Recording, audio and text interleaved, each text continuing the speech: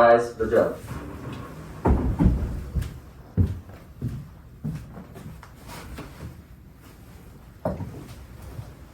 Ladies and gentlemen of the court, distinguished colleagues and esteemed members of the public, welcome to this court proceeding.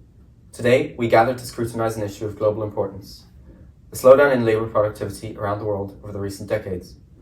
Based on a comprehensive report by the Oxford Martin School, which compares data from 5 advanced economies pre- and post-2005, we are here to examine the culpability of several defendants in this pressing matter. As we proceed, it is essential to acknowledge that although the pre-2005 productivity figures were above the norm, the current figures have unfortunately dipped below historical averages. In light of these findings, we have identified 6 primary defendants that stand accused of contributing to this global economic concern. Defendant 1, mismeasurement, the presence of increasing measurement biases that may negatively distort productivity figures. Defendant 2, capital deepening, the reduction in the rates of capital deepening, particularly in non-ICT capital, attributed to factors such as lower investment and a shift towards intangibles. Defendant 3, labour market composition, the influence of factors like aging, increased rates of higher education and migration, which contribute to slowdowns, albeit explaining little overall deceleration. Defendant 4, globalization, the recent slowdown in trade and the possibility that its past benefits on productivity may have already been reaped. Defendant 6, business dynamism, the clear reduction of business dynamism as observed through declining job reallocation, firm entry and exit rates, and higher pure profit rates and markups. Technology, the lower rates of research productivity and a shift in focus to industries with lower productivity potential, although some argue that the full benefits of the ICT revolution have not yet been realized. Over the coming weeks and months, we will place each of these defendants on trial to ascertain whether their respective roles in the productivity slowdown have been substantial. However, in today's hearing, we will concentrate on 3 significant defendants: capital deepening, labour market composition, and business dynamism. With that said, it is now time to proceed with the first order of business. I hereby give the floor to the esteemed prosecutor, who will commence the first case against capital deepening. Ladies and gentlemen of the court, we present the argument that slowdown in labor productivity growth can be attributed to 2 primary factors: capital deepening and total factor productivity slowdown.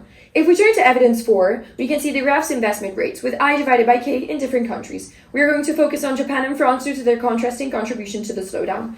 In Japan, most of the productivity slowdown is due to a decline in capital deepening. This means that the growth rate of capital per hour worked has slowed down, negatively impacting labor productivity. A decline in investment rate may have further reduced the growth of capital. This trend is observed in the majority of countries. As shown in the solo diagram with output taken from EC1B3 evidence, investment rate given by SYT decreased, and this led to a reduced growth in capital shown by the change from K star to K star star. In fact, after the trough in investment rises again as the economy is trying to reach K star again. Conversely, in France, most of the productivity slowdown is attributed to TFP. Therefore, the contribution of capital deepening to the slowdown is relatively small, and the decline in investment rate may have not had a significant impact on labor productivity, explaining why investment rates in France have increased over the period analyzed.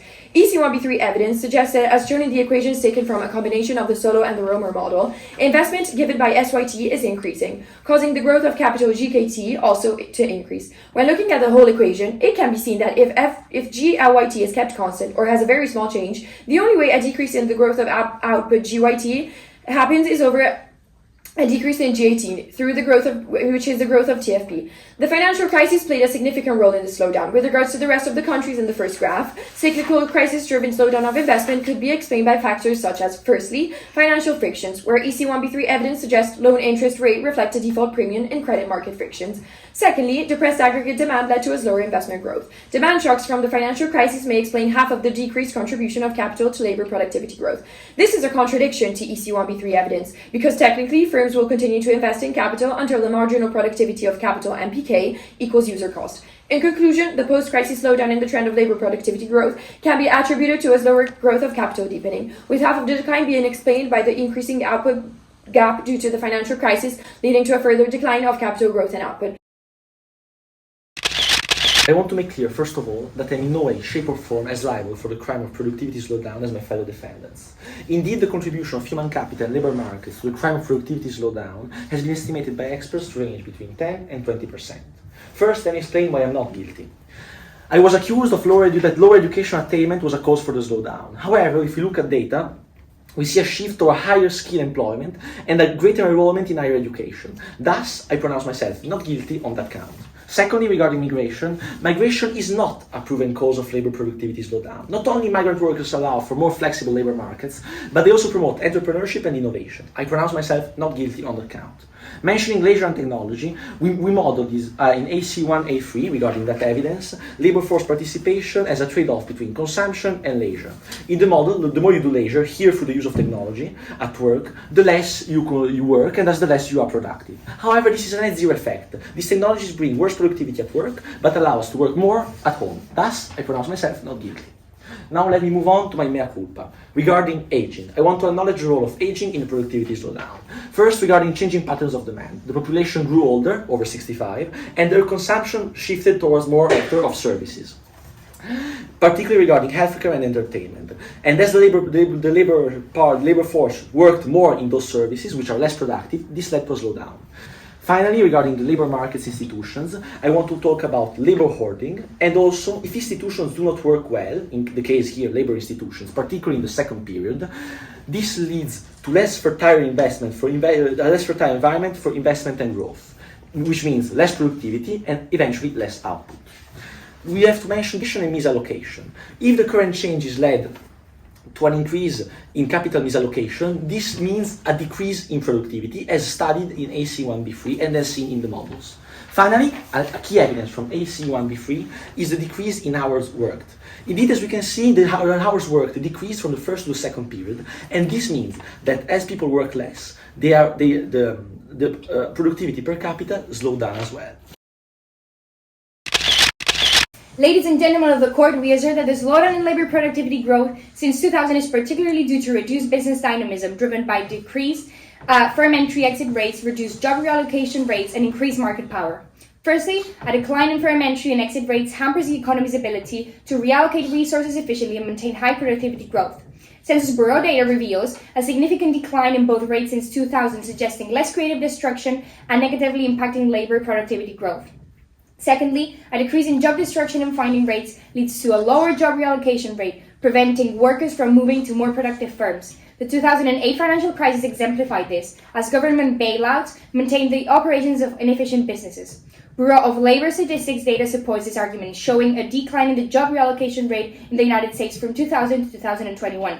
Turning to EC1B3 evidence, decomposing unemployment rates into job finding and job destruction rates across the economy, we can see that unemployment remained relatively constant in the aftermath of the financial crisis.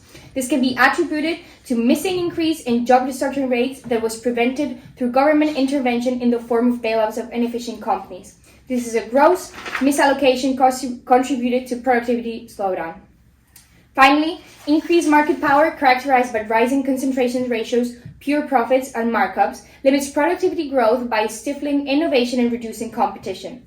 Economic census data shows a substantial increase in concentration ratios for top firms in various industries since 2000. Globalization and information technology have disproportionately favored large incumbents, while young smaller firms struggle to compete. A criticality of the provided reading is that it fails to consider the role of skill-biased technological change in the decrease of job finding and destruction rates, as well as the rising return on college education. This process favors highly educated and skilled workers, leading to higher wages and returns on college education. As a result, the demand for less educated and skilled workers has decreased, leading to lower wages and fewer job opportunities. This phenomenon may negatively impact business dynamism in the economy as well.